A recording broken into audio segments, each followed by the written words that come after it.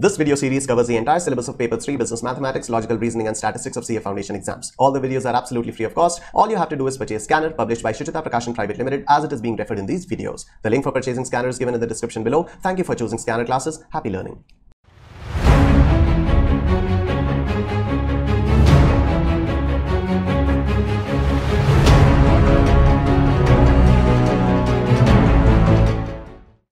Hey guys, what's up? कैसे हो आप सब? आज हम लोग सीटिंग अरेंजमेंट्स करेंगे. It's a very simple chapter. I know पिछले कुछ लेक्चर्स काफी ज्यादा हैवी हो गए, पिछले 4 लेक्चर्स जब हम लोगों ने measures of central tendency and dispersion किया.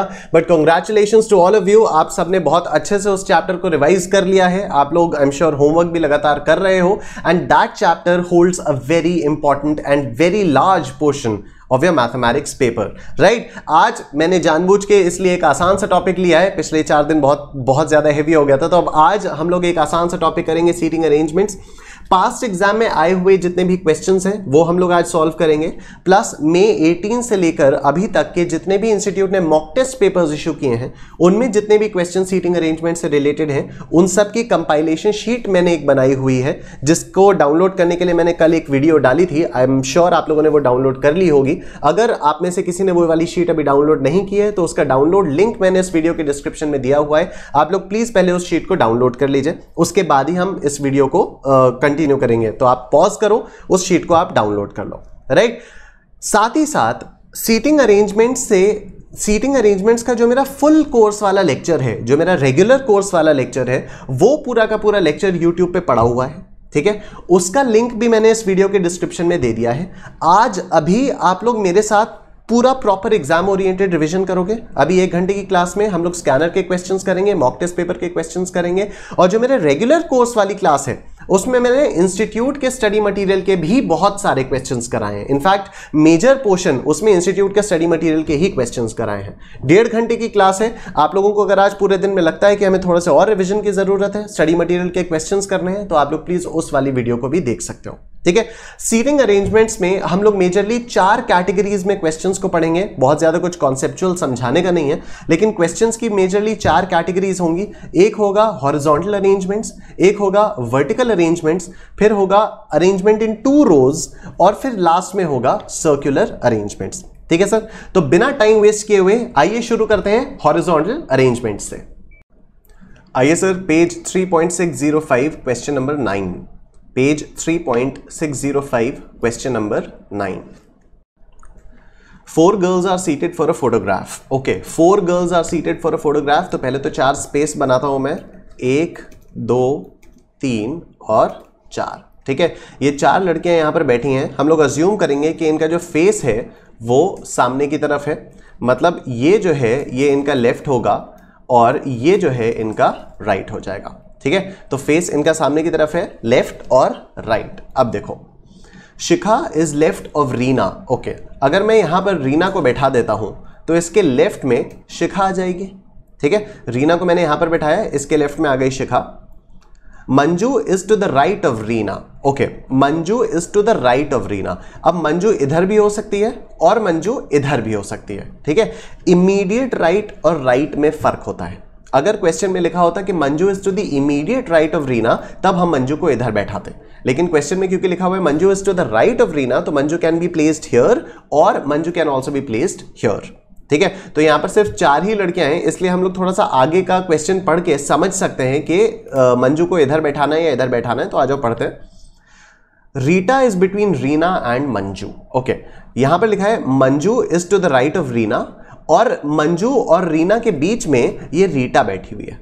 मंजू और रीना के बीच में ये रीटा बैठी हुई है, तो यहां पर आ जाएगी रीटा और यहां पर आ जाएगी मंजू. अभी ठीक है. Shikha is to the left of Reena, ठीक है, ये रही रीना, यहां पर आ गई Shikha. Manju is to the right of Reena, Manju is to the right of Reena, ये रही रीना, रीना के राइट में Manju. Rita is between Reena and Manju, Rita is between Reena and Manju, ठीक. Who is second left in the photograph. तो सेकेंड लेफ्ट आपकी रीना है, सेकेंड लेफ्ट आपकी रीना है. आइए sir, page 3.602 question number 1. Page 3.602 question number 1. Page 3.602 question 1. 5 boys A, B, C, D and E are sitting in a row. Okay, 5 boys, तो 5 spaces बना देते हैं पहले, 1 2 3, अरे 3 4 और ये 5, 5 स्पेसेस मैंने बना दी क्योंकि 5 लड़के बैठे हैं। A is to the right of B, again हम लोग अज्यूम करेंगे कि इनका जो फेस है वो यहाँ है, ठीक है, तो this is their left and this is their right, ठीक, तो ये हो गया राइट और ये हो गया आपका लेफ्ट। अब देखो A is to the right of B, तो अगर B यहां पर बैठा है, अगर सपोज B यहां पर बैठा है तो A इन तीनों में से कहीं पर भी बैठ सकता है, ठीक है, and E is to the left of B but to the right of C, okay, A is to the left of D, अच्छा ठीक है, एक बार देखो A is to the right of B, ठीक है, A is to the right of B, suppose मैंने A को यहां पर बैठा दिया, अब क्या कह रहे हैं, E is to the left of B, E is to the left of B, तो B के लेफ्ट में एक ही A वाली जगह बची है, ठीक है, तो E को हमने B के लेफ्ट में बैठा दिया, but to the right of C, E जो है वो C के राइट साइड में बैठा हुआ है, तो हमने जो इनिशियली B को यहां पर बैठाया था वो असम्पशन हमारा गलत हो गया है। आ जाओ इसको दोबारा से करते हैं, ठीक है, इसको दोबारा से करते हैं और अब हम एक बार फिर से ट्राई करेंगे। B हम लोगों ने यहां पर बैठाया, ठीक है, E is to the left of B तो बैठा दिया, लेकिन E is to the right of C, मतलब यहां पर कहीं पर C को आना चाहिए था, जगह ही नहीं है, तो इसलिए हमारा ये वाला असम्पशन गलत हो गया। आओ अब B को यहां पर बैठा के देखते हैं, ठीक है, तो अब A is to the right of B, A को यहां पर बैठा देते हैं, A को यहां पर बैठा दिया, E is to the left of B, E को यहां पर बैठाया, but to the right of C, तो C को यहां पर बैठा दिया, ठीक है, अभी तक एकदम सही चल रहा है। A is to the left of D, हाँ तो ये सही है, हमने D को यहां पर बैठा दिया, ठीक। Who is second from the left end? E, answer is E, ठीक है, तो ये वाला जो डायग्राम बना हमारा, ये डायग्राम हमारा एकदम सही बन के आ गया, ठीक है, देख लो एक बार फिर से। A is to the right of B, ये रहा B, तो इसके राइट में A है। E is to the left of B, E B के लेफ्ट में है, but to the right of C, तो E जो है वो C के राइट में है। A is to the left of D, A जो है वो D के लेफ्ट में है, तो क्वेश्चन के हिसाब से हमारा डायग्राम प्रॉपर्ली बन चुका है, राइट। उसके बाद कह रहा है who is second from the left end, left end ये है, second from the left end is E। Next आइए sir, page 3.605 question number 8, page 3.605 question number 8। 5 students A, B, C, D and E are standing in a row, बहुत अच्छी बात है। D is on the right of E, B is on the left of E but on the right of A, D is next to C on his left, okay, the student in the middle is, alright, सबसे पहले है D is on the right of E, तो आओ हम लोग पहले तो 5 spaces बनाते हैं, 1 2 3 4 5, ठीक है, सामने फेस है तो इधर लेफ्ट है और इधर राइट है। अब देखते हैं, D is on the right of E, तो अगर मैंने E यहां बैठा दिया तो मैं D को यहां पर बैठा सकता हूं, ठीक, गलत होगा तो बाद में देखा जाएगा। B is on the left of E but on the right of A, okay, B is on the left of E but on the right of A, तो ये सही है। B is on the left of E but on the right of A, अभी तक तो सही चल रहा है। D is next to C on his left, अच्छा, D is next to C on his left, मतलब D के राइट साइड में C है, तो C के लेफ्ट में D है, लिखा हुआ है D is next to C on his left, मतलब C के लेफ्ट साइड में D है, तो हमारा जो डायग्राम है वो एकदम सही बन गया है। The student in the middle is E, answer is option number B which is E। आइए sir, page 3.608 question 14, page 3.608 question number 14, 3.608 question 14। C is between A and B, E is at the extreme right, D is on the left of E, who is at the middle, okay, C is between A and B, तो एक काम करते हैं, इधर डाल देते हैं A, इधर डाल देते हैं B और इधर कर देते हैं C। सर क्या हम ऐसा कर सकते थे कि हम इधर B डाल दें और इधर A डाल दें? यस ऑफ कोर्स कर सकते थे, क्योंकि C के बारे में लिखा हुआ है कि ये A और B के बगल में है, और तो कुछ नहीं लिखा हुआ। हाँ, तो इसमें लिखा हुआ है C जो है वो A और B के बगल में है, ये कहीं पर भी नहीं लिखा है कि B को इधर होना चाहिए, मतलब C is on the left of B या C is on the right of A, इस टाइप पे कुछ नहीं लिखा है, लेकिन फिर भी हम अपनी मर्जी से ऐसे कर देते हैं। ठीक, आगे क्या लिखा है, E is at the extreme right, तो E is at the extreme right, E को हमने एकदम राइट में बैठा दिया। D is on the left of E, oh my god, हम लोगों का पूरा गड़बड़ा आ गया। कोई बात नहीं, हम लोग इस पूरे को कॉपी करके यहां पर पेस्ट कर देते हैं, फिर से बनाते हैं। ठीक है, अब देखो अगर A C B यहां से शुरू होंगे तब ये जो है D is on the left of E, ये बहुत आराम से पॉसिबल हो जाएगा। ठीक है, तो हम कर देते हैं A C B, इधर E है और इधर आपका D आ गया। ठीक है, एक बार फिर से पढ़ लेते हैं. C is between A and B, तो C is between A and B, right. E is at the extreme right, हो गया. D is on the left of E, तो D is on the left of E. Who is at the middle? B is in the middle. B is in the middle. अगला देखो, 5 persons are standing in a line. One of the 2 persons at the extreme end is a professor and other is a businessman. Okay, max नहीं होगा, man होगा. One of the 2 persons at the extreme ends. अच्छा, मतलब यहां पर professor है और यहां पर बिजनेसमैन है. ठीक है, सपोज यहां पर बिजनेसमैन है और यहां पर प्रोफेसर है. हम इसका उल्टा भी कर सकते थे, क्योंकि यहां पर लिखा हुआ है one of the 2 persons eight the extreme ends. जो एंड्स में 2 पर्सन्स हैं, उनमें से कोई एक प्रोफेसर है और दूसरा बिजनेसमैन है. ठीक है, तो बिजनेसमैन को हम इधर भी कर सकते थे, प्रोफेसर को हम इधर भी कर सकते थे. We are choosing to do in this manner. अच्छा, an advocate is standing to the right of student. Student कहां है अभी मालूम नहीं है, तो पहले स्टूडेंट को प्लेस करेंगे, उसके बाद एडवोकेट को प्लेस करेंगे. An author is to the left of businessman. Okay, अब जो ऑथर है वो इन तीनों में से कहीं पर भी हो सकता है, क्योंकि बिजनेसमैन के लेफ्ट में ये 3 चीजें हैं. ठीक है, तो हम एक काम करते हैं, ऑथर को इधर कर दें, अगर नहीं ऑथर को इधर करते हैं. ठीक है, इधर आओ भाई. AUTHOR, ये आ गया author. Author is to the left of businessman. The student is standing between the professor and the advocate. Okay, professor ये है, यहां पर एडवोकेट हो जाएगा और यहां पर स्टूडेंट हो जाएगा. ठीक है, counting from the left the author is eight which place. Okay, इसको करने से पहले एक बार हम फिर से पूरा क्वेश्चन पढ़ेंगे और देखेंगे क्या हमारी पोजीशंस हर रिक्वायरमेंट के हिसाब से ठीक बैठ रही है. तो आओ देखो, 5 persons are standing on the line and standing in a line. One of the 2 persons at the extreme ends is a professor and the other is a businessman. तो यहाँ पर ये हो गया प्रोफेसर, यहाँ पर ये हो गया businessman. An advocate is standing to the right of the student. Student ये है, उसके राइट साइड में एडवोकेट खड़ा है, ये सही है. And author is to the left of businessman. Author businessman के लेफ्ट में है, ये भी ठीक है. The student is standing between the professor and the advocate. Student is standing between the professor and the advocate. अब हमारा एकदम सब कुछ सही हो चुका है. Counting from the left, the author is at which place? तो from the left, the author is at 4th place. ठीक? From the left, the author is at 4th place. आइए सर, पेज 3.603 क्वेश्चन नंबर 4 पे.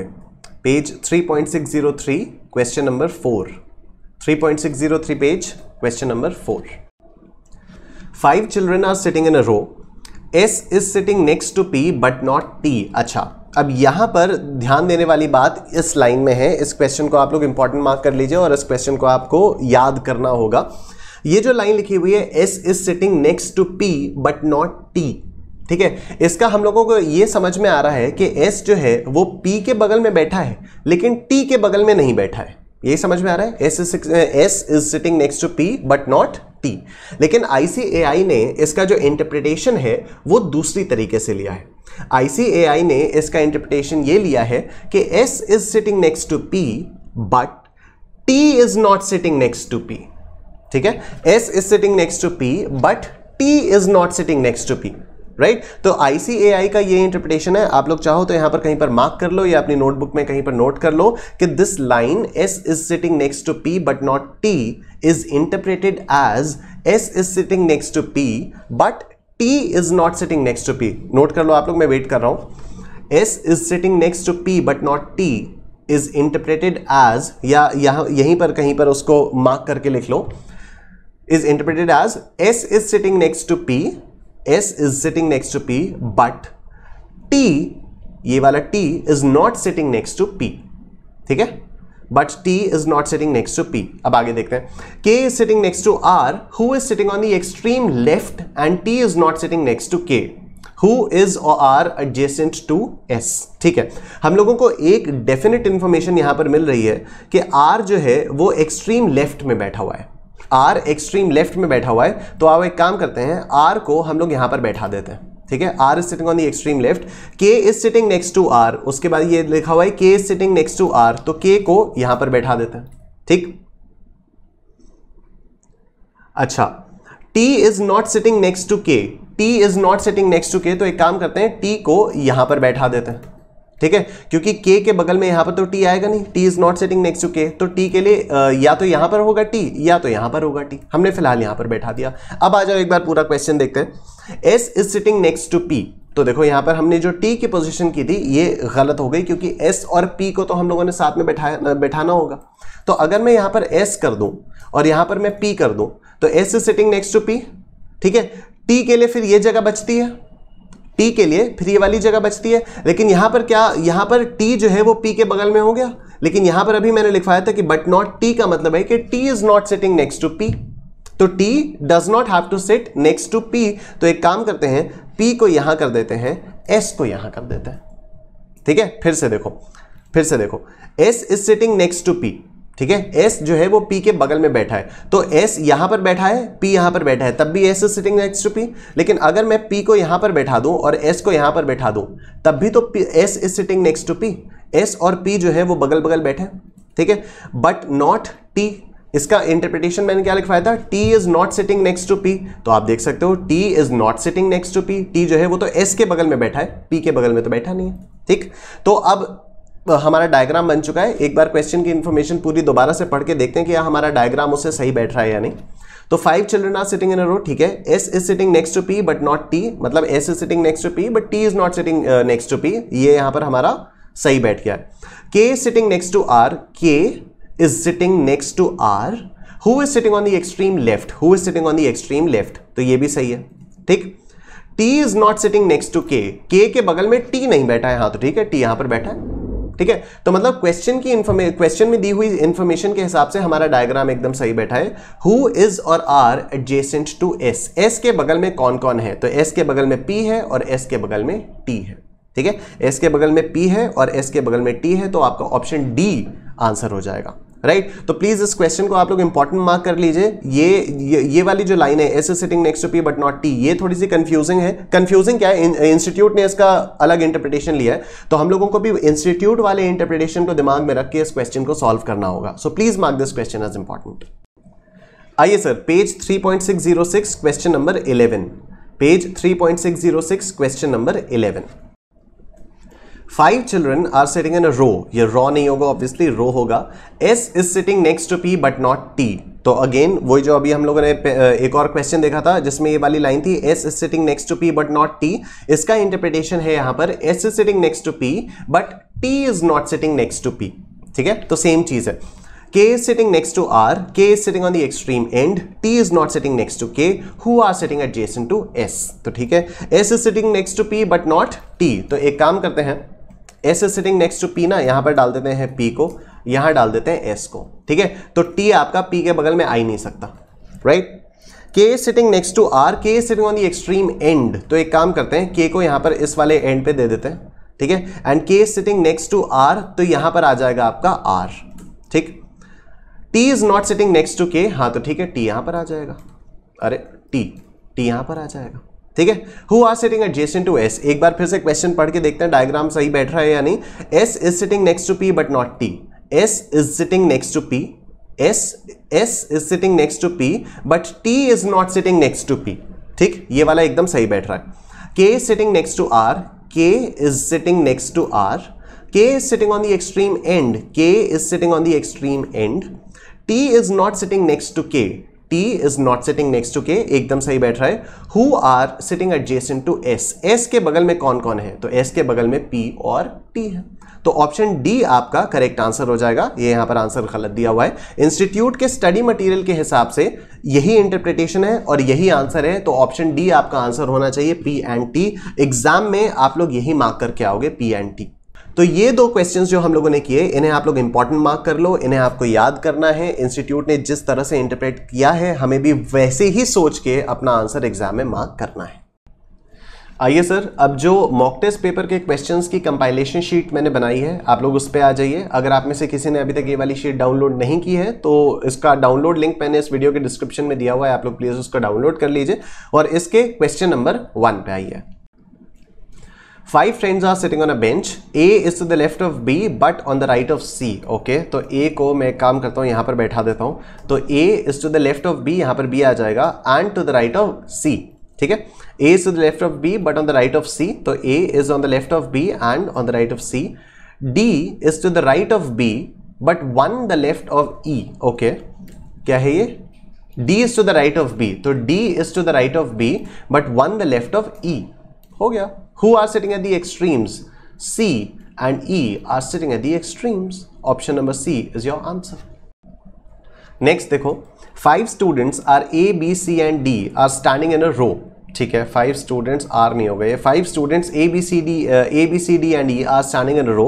D is on the right of E. Okay, B is on the left of E but on the right of A. तो इतना समझ में आ रहा है कि अगर ये ए है तो बी जो है इसके राइट में है. B is on the left of E but on the right of A and यहां पर ई है. ठीक है ना, इतना समझ में आ रहा है. B is on the left of E, B is on the left of E but on the right of A, but on the right of A. D is next to C on his left.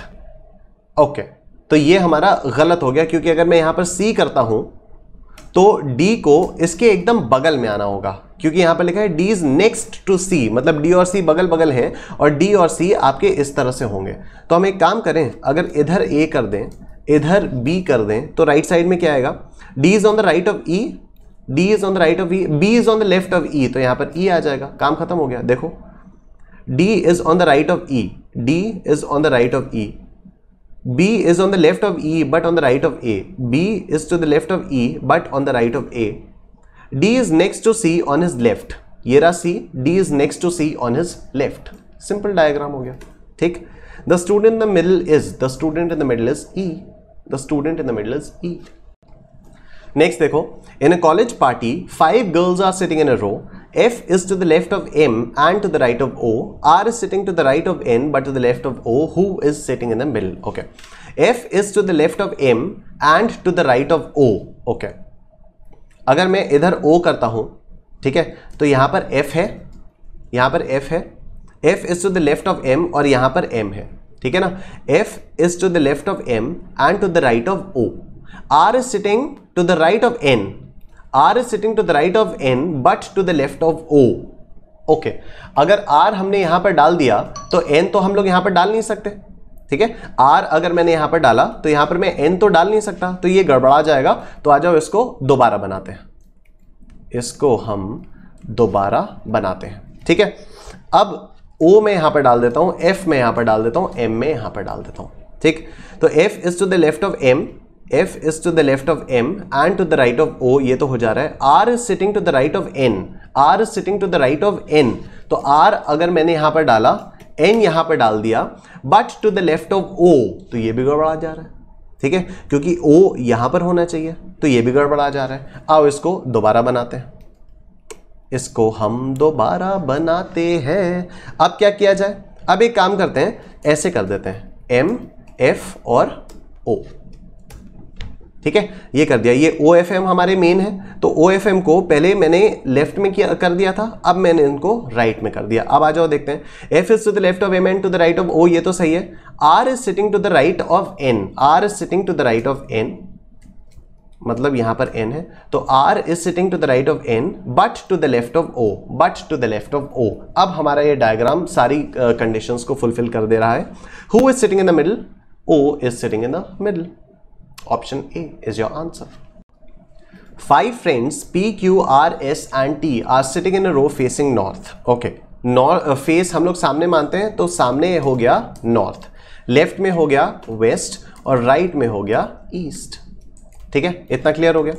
Here S is between T and Q and Q is to the immediate left of R. तो अगर मैं Q को इधर कर दूं और इधर R कर दूं तो एटलीस्ट ये तो सही हो गया. Q is to the immediate left of R. ठीक है, S is between T and Q, तो यहां पर तो T मैं ला नहीं सकता, क्योंकि T और Q के बीच में S होगा, तो मैं T को इधर ले आता हूं. ठीक है, मैं T को इधर ले आता हूं और T और Q के बीच में आ गया S. ठीक है, P is to the immediate left of T, P is to the immediate left of T, लेकिन T के immediate left में तो कोई जगह ही नहीं है, तो ये हमारा गलत हो गया. आओ इसको सही कर देते हैं, एक बार फिर से बनाएंगे और बहुत सिंपल है. अब तो ये यहां हो जाएगा आपका T, ये हो जाएगा S, ये हो जाएगा Q और ये हो जाएगा R. ठीक है, बाकी सब कुछ तो फुलफिल हो ही रहा था, बस T के लेफ्ट में कोई जगह नहीं थी. अब T के लेफ्ट में एक जगह बना दी, इन सबको मैंने एक एक स्पेस आगे शिफ्ट कर दिया. तो कौन है? P is to the immediate left of T, तो P is to the immediate left of T. एक बार फिर से चेक कर लें. S is sitting between T and Q, S is sitting between T and Q is to the immediate left of R, Q is to the immediate left of R. P is to the immediate left of T. P is to the immediate left of T. Who is in the middle? S is in the middle. Answer is option A. Next देखो, there are 5 houses A, B, C, D and E. A is to the right of B and E is to the left of C and right of A. B is to the right of D. Which house is in the middle? Okay. सबसे पहले क्या कह रहा है? A is to the right of B.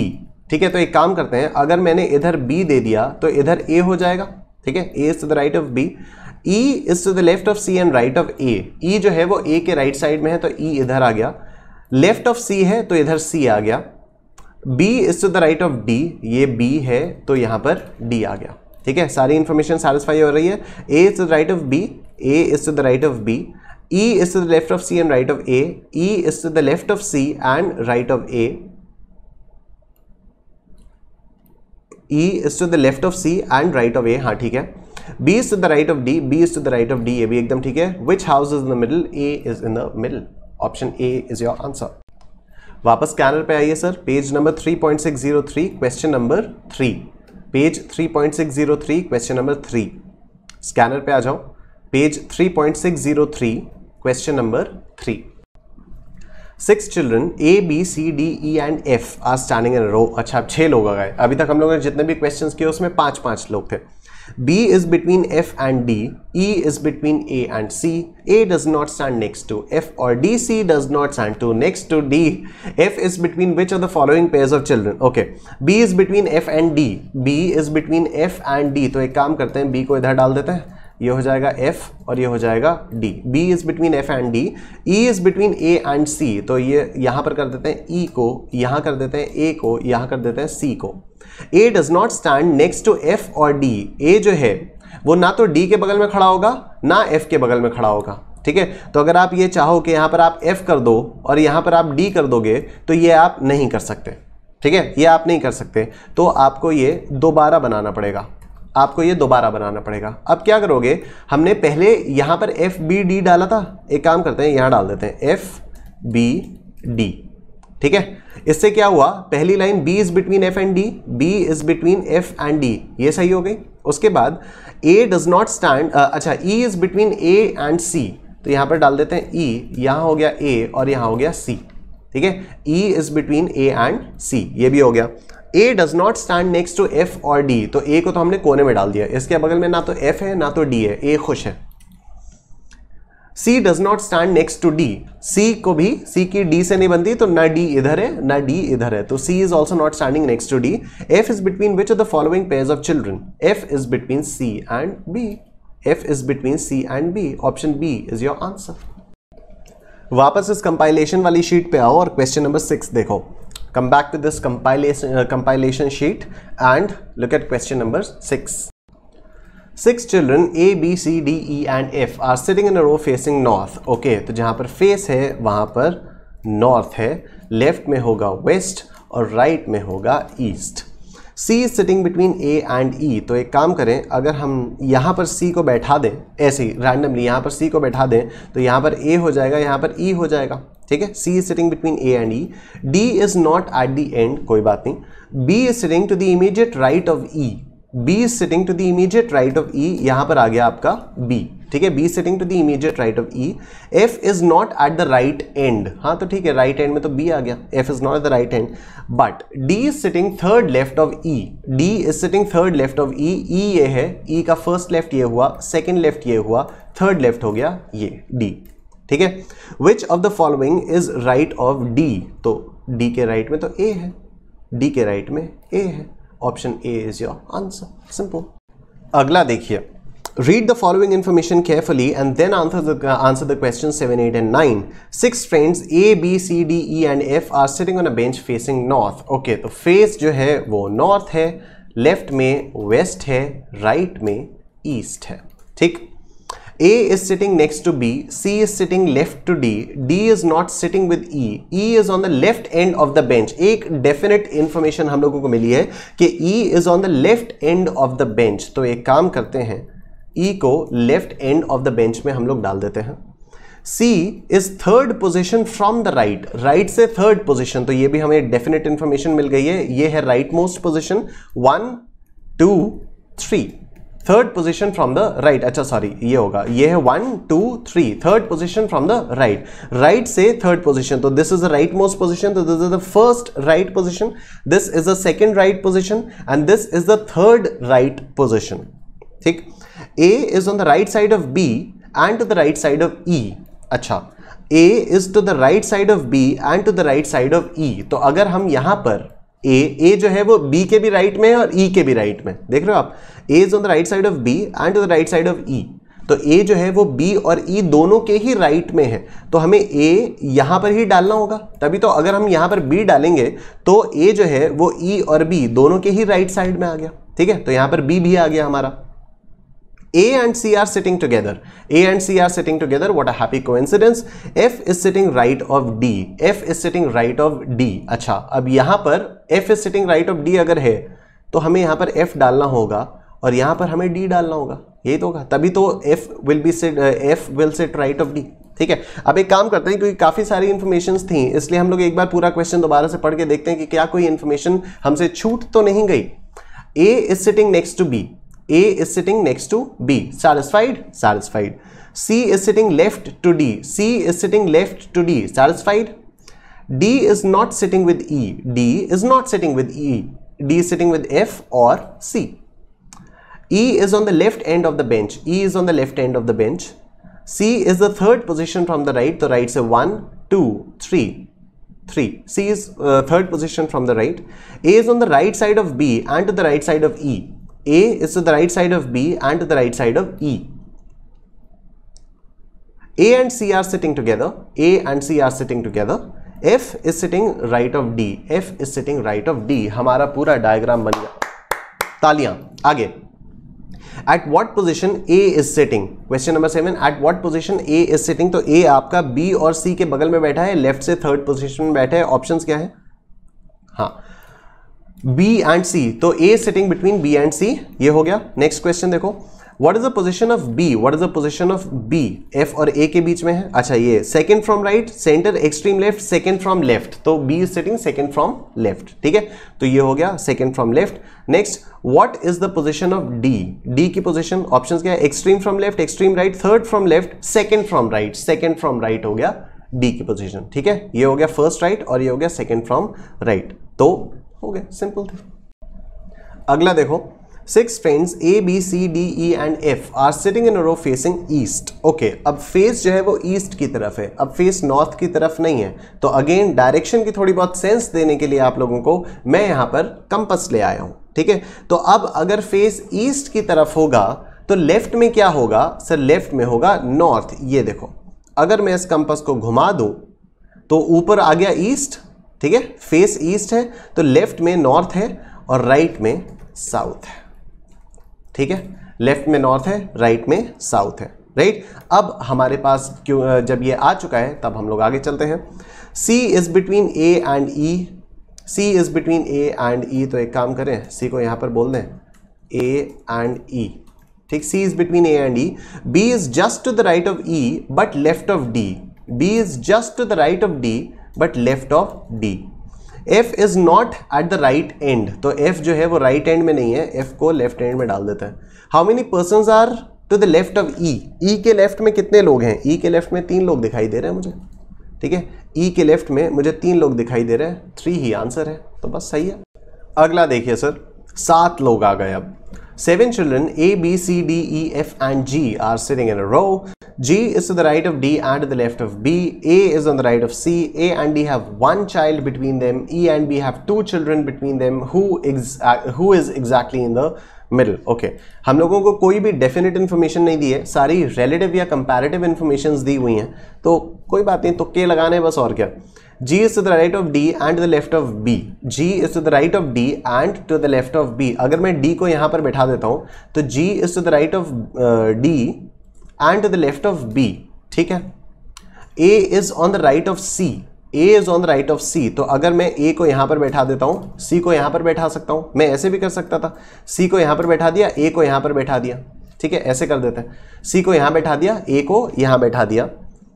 A and D have one child between them. A and D have one child between them. लेकिन यहां पर तो गड़बड़ा गया, A और D अपने आप ही बगल बगल आ गए, ठीक है, इन दोनों के बीच में एक बच्चा होना चाहिए था। तो आ जाओ, इसको मैं दोबारा बनाता हूं, ठीक है। तो पिछली बार हमने यहां से शुरू किया था कि D इधर है, इस बार मैं यहां से शुरू करता हूं, D इधर है, ठीक है।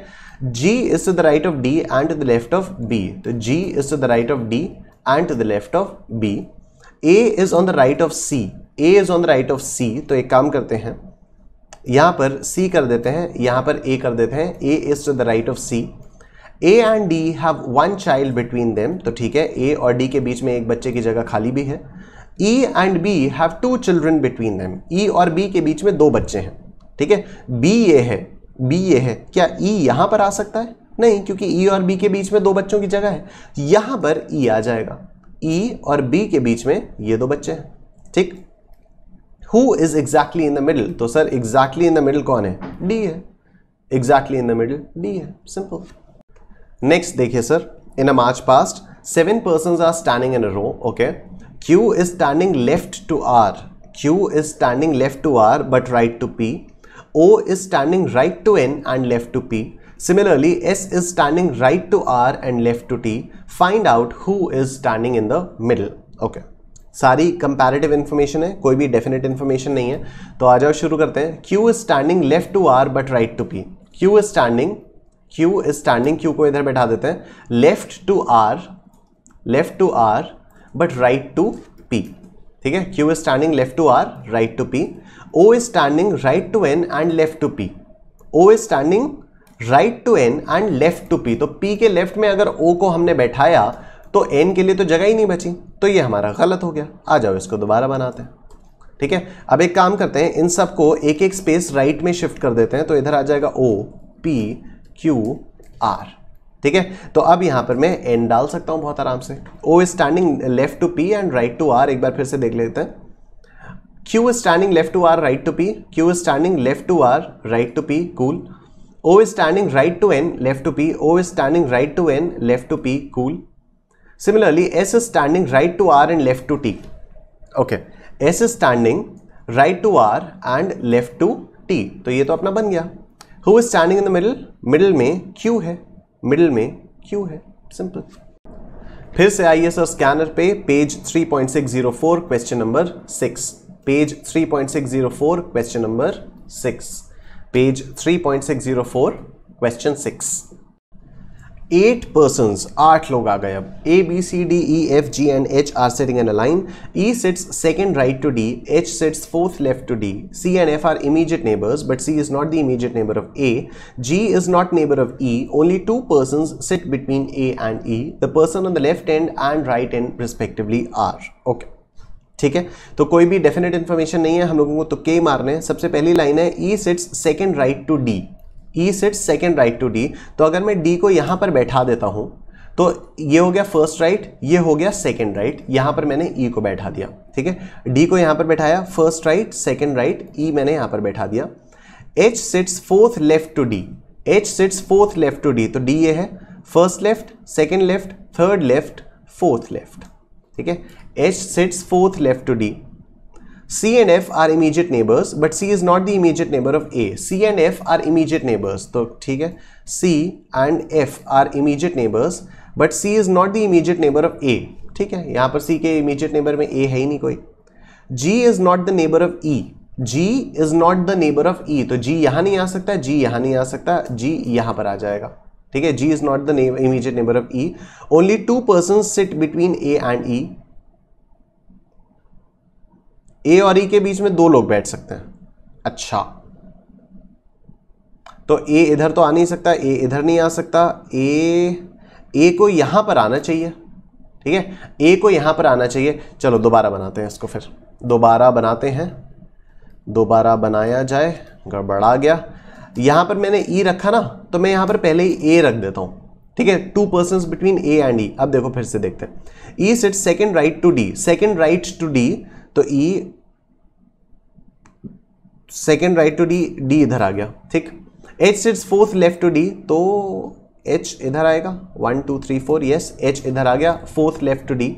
C and F are immediate neighbors, C and F are immediate neighbors, but C is not the immediate neighbor of A. ठीक बात है, C is not the immediate neighbor of A. G is not the neighbor of E. Oh, ये भी गड़बड़ आ गया, क्योंकि G अगर मैं इधर रखूंगा या मैं G इधर रखूंगा तो G जो है वो E का नेबर हो जाएगा, तो ये भी गड़बड़ आ गया। आओ इसको फिर से बदला जाए, ठीक है। अब जो हमारा पहला प्रेमिस था, हम लोग देखो दोनों साइड में हम लोगों ने D को यहां पर रखा, E को यहां पर रखा। अब इसको चेंज कर देते हैं, D को कर देते हैं इधर, ठीक है, D को कर देते हैं इधर। अब देखो E sits second right to D, E sits second right to D, E को कर दिया इधर, ठीक, second right to E। H sits fourth left to D, तो D first, second, third, fourth. H sits fourth left to D। C and F are immediate neighbours बट C is not the immediate neighbour of A। अच्छा, तो C and F are immediate neighbors, but C is not the immediate neighbor of A. G is not the neighbor of E. G is not the neighbor of E, तो G को इधर बैठा देता हूं। G को हम लोग इधर भी बैठा सकते हैं, चलो मैं इधर बैठा देता हूं। G is not the immediate neighbor of E. Only two persons sit between A and E. Okay, तो A को यहां पर आना है, ठीक है, इसलिए यहां पर अगर मैं G को बैठा देता तो गलत हो जाता। Only two persons sit between A and E, तो A और E के बीच में दो लोग आते हैं। The persons on the left end and right end respectively are, तो लेफ्ट एंड में G है और राइट एंड में E है। देख लें एक बार फिर से, सब कुछ सही है। E sits second right to D, E sits second right to D, ठीक है। H sits fourth left to D, 1 2 3 4, H sits fourth left to D। C and F are immediate neighbors, C and F are immediate neighbors, but C is not the immediate neighbor of A, ठीक है, C is not the immediate neighbor of A। G is not the neighbor of E, G is not the neighbor of E, उसको एकदम ये कोने में बैठा दिया। Only two persons sit between A and E, तो A और E के बीच में दो लोगों की जगह है, ठीक है। The person on the left hand and right hand respectively are G and E, तो option A is your answer। तो सर हॉरिजॉन्टल अरेंजमेंट्स वाले काफ़ी सारे क्वेश्चंस हम लोग देख चुके हैं, स्कैनर में और क्वेश्चंस है नहीं, मॉक टेस्ट पेपर्स में जितने क्वेश्चंस आए थे वो हम लोग सारे कर चुके हैं। अब हम वर्टिकल अरेंजमेंट्स पे बात करते हैं, तो आप लोग आ जाइए स्कैनर के पेज नंबर 3.602 क्वेश्चन नंबर 2 पे। Page 3.602 question number 2, page 3.602 question number 2। 5 senior citizens are living in a multi-storied building. Mr. Manu lives in a flat above Mr. Ashokan. Mr. Lokesh lives in a flat below Mr. Gaurav. Mr. Ashokan lives in a flat below Mr. Gaurav and Mr. Rakesh lives in a flat below Mr. Lokesh. Who lives in the topmost flat? ठीक है, कोई भी definite information नहीं दी है, सारी relative या comparative informations दी हुई हैं। इसको सॉल्व करने से पहले मैं आप लोगों को एक चीज़ बता दूं कि सर इस क्वेश्चन में बहुत बड़ी एम्बिग्यूटी है, ठीक है। एम्बिग्यूटी क्या है कि ये जो भी हम लोगों को पोजीशंस दी हुई हैं, इसको हम लोग मल्टीपल तरीकों से सॉल्व कर सकते हैं, ठीक है। आप किसी एक तरीके से सॉल्व करोगे तो ऊपर गौरव आ जाएगा, पूछा है who lives in the top most flat, ठीक है, तो टॉप मोस्ट फ्लैट पे आप किसी तरीके से सॉल्व करोगे तो गौरव आ जाएगा, किसी तरह से सॉल्व करोगे तो मनु आ जाएगा, हो सकता है किसी और तरीके से सॉल्व करने पे कोई और भी एकदम टॉप मोस्ट फ्लैट पर आ जाए, ठीक है। हम लोगों को एग्जाम में क्या करना है, हम लोगों को एग्जाम में option number C mister Manu mark करके आना है। क्यों सर, आप ऐसा क्यों कह रहे हैं? क्योंकि सर ये वाला क्वेश्चन ICAI के स्टडी मटेरियल में मौजूद है और ICAI के स्टडी मटेरियल के हिसाब से option C mister Manu answer है, ठीक है। तो अगर ये वाला क्वेश्चन आपके एग्जाम में रिपीट होता है तो प्लीज मार्क ऑप्शन सी, इस पे और डिस्कशन करने का कोई सेंस नहीं बनता है।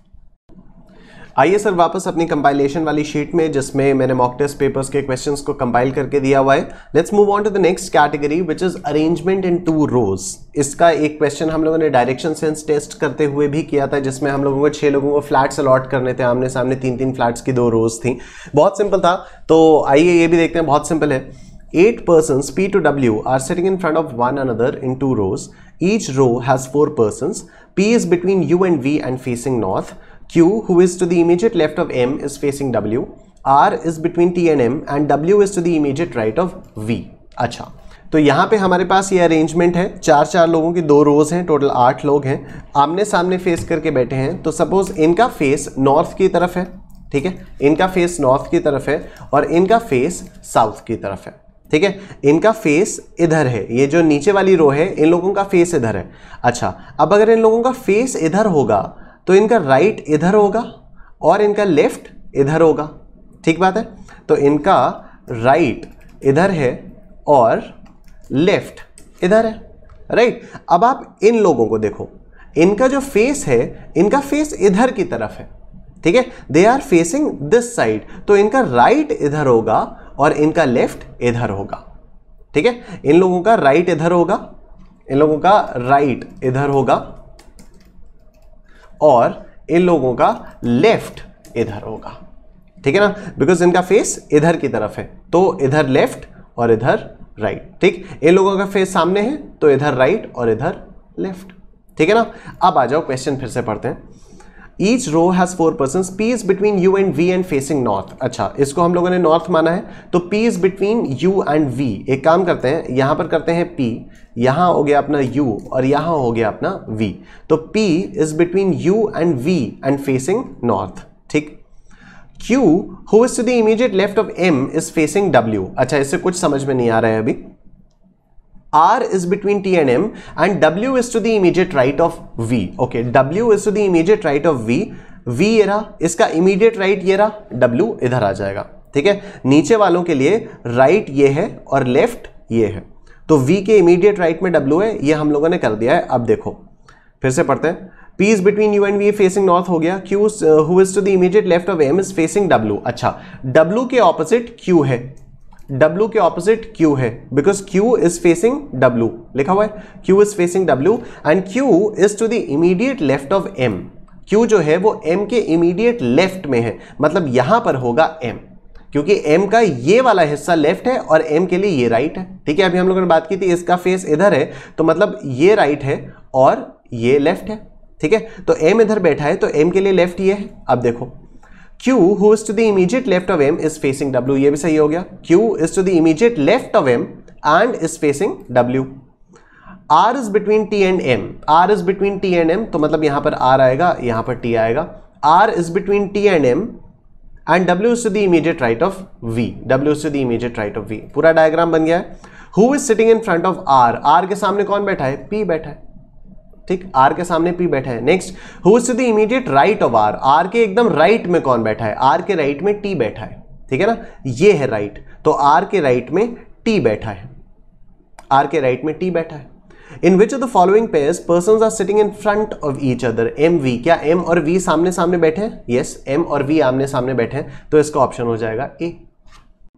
नेक्स्ट कैटेगरी पे आते हैं सर्कुलर अरेंजमेंट्स। तो ये तो बहुत ही सिंपल होता है, ये स्ट्रेट लाइन अरेंजमेंट से भी ज़्यादा सिंपल होता है। देखो, 4 girls A, B, C and D are sitting around a circle facing the centre, ठीक है।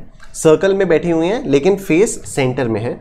B and C are in front of each other, which of the following is definitely true? Okay, suppose ये आपका centre है, ठीक है। यहाँ पर इस वाली पोजिशन पे जो भी बैठा होगा उसका फेस ऐसे होगा, ठीक। इस वाली पोजीशन पे जो भी बैठा होगा उसका फेस ऐसे होगा, इस वाली पोजीशन पे जो भी बैठा होगा उसका फेस ऐसे होगा, और यहां पर जो भी बैठा होगा उसका फेस ये होगा, ठीक है। Because all 4 of them are sitting in a circle facing the centre, तो ये इधर मुंह करके बैठी होगी, ये इधर मुंह करके बैठी होगी, ये भी इधर मुंह करके बैठी होगी, ये भी इधर मुंह करके बैठी होगी, ठीक है।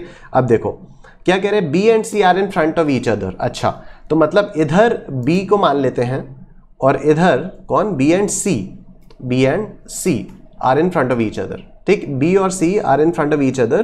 Which of the following is definitely true? A and D are in front of each other. Of course, this is true, ठीक है। यहां पर क्या होगा? यहां पर आपका A होगा, यहां पर आपका A होगा और यहां पर आपका D हो जाएगा, यहां पर D हो जाएगा, ठीक।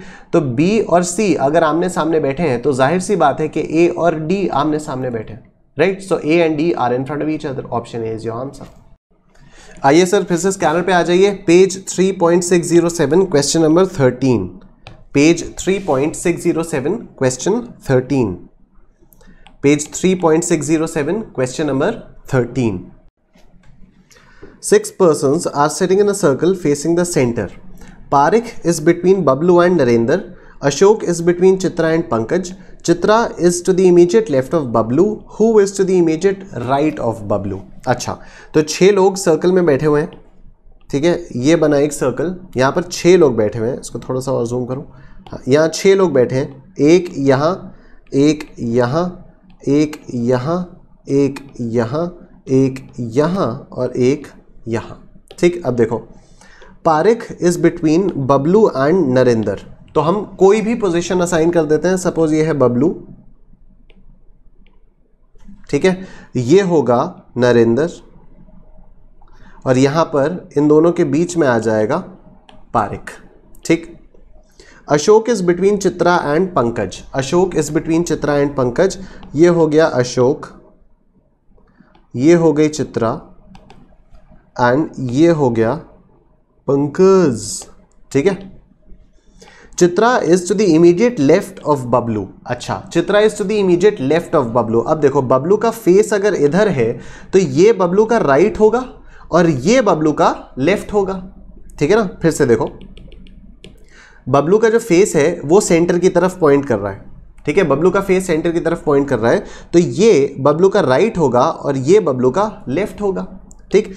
क्वेश्चन कह रहा है Chitra is to the immediate left of Bablu, Chitra is to the immediate left of Bablu, मतलब चित्रा को यहां पर कहीं होना चाहिए इंस्टेड ऑफ पारिक, ठीक है, चित्रा को यहां होना चाहिए पारिक की जगह पर। तो आओ मैं पारिक को मिटा देता हूं, यहां से मैं चित्रा को मिटा देता हूं, यहां पर मैं कर देता हूं चित्रा, ठीक है। जैसे ही मैंने यहां पर चित्रा किया सर सारी प्रॉब्लम सारी जो चीजें हैं वो सब चेंज हो गई, सारी पोजीशंस चेंज हो गई। देखो फिर से आओ, अब Parik is between Bablu and Narendra, ठीक, बबलू यहां है, यहां पर मैं क्या नरेंद्र को बैठा सकता हूं? नहीं, क्योंकि यहां पर तो मैंने चित्रा डाल दिया, ठीक। तो अब मैं नरेंद्र को इधर डाल देता हूं, ठीक, तो यहां पर आएगा Parik, Parik is between Bablu and Narendra, ठीक।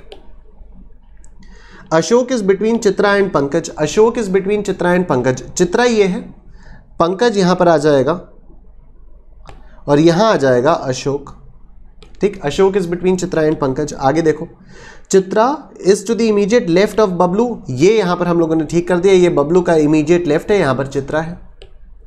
Who is to the immediate right of Bablu, Bablu के इमीडिएट राइट में कौन है? बबलू के इमीडिएट राइट में पारिक है, बबलू के इमीडिएट राइट में पारिक है। डन। फिर से आ जाओ सर अपनी ये कंपाइलेशन वाली शीट पे, सर्कुलर का पहला क्वेश्चन हम लोग कर चुके थे, अब आगे देखो। Read the following information and answer the questions that follow. 6 friends A, B, C, D, E and F are sitting in a closed circle facing the center. E is to the left of D, C is between A and B, F is between E and A. ठीक है, आज उसका diagram बनाते हैं। सबसे पहले तो 6 लोग सेंटर फेस करके बैठे हुए हैं, ठीक है, 6 लोग सेंटर में फेस करके बैठे हुए हैं।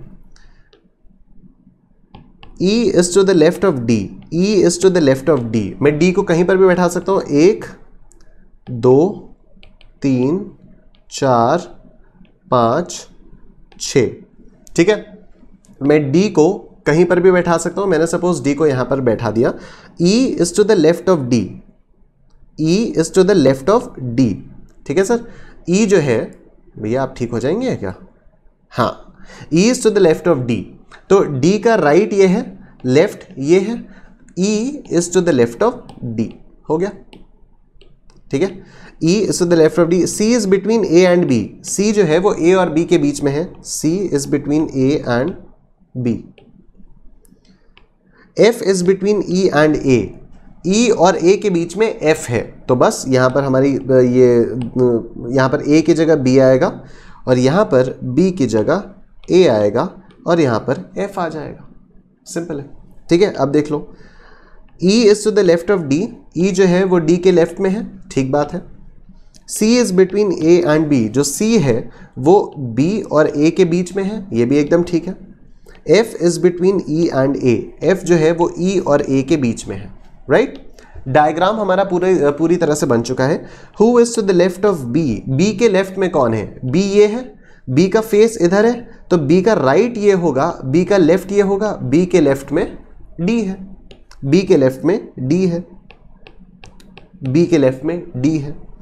Who is to the right of C, C के राइट में, C कहाँ है? C ये है, C का फेस इधर है, C का फेस इधर है, तो C का राइट ये होगा और C का लेफ्ट ये होगा, ठीक है ना। तो who is to the right of C, C के राइट में A है, C के राइट में A है, C के राइट में A है। नेक्स्ट देखो, 6 girls are standing in such a way that they form a circle facing the center। अच्छा, अगेन 6 लोगों का सर्कल है, ये 6 लड़कियां हो गई, ठीक है। ये 1 2 3 4 5 और ये 6, ठीक है। Subbu is to the left of Pappu, Pappu लड़की का नाम है, वाह।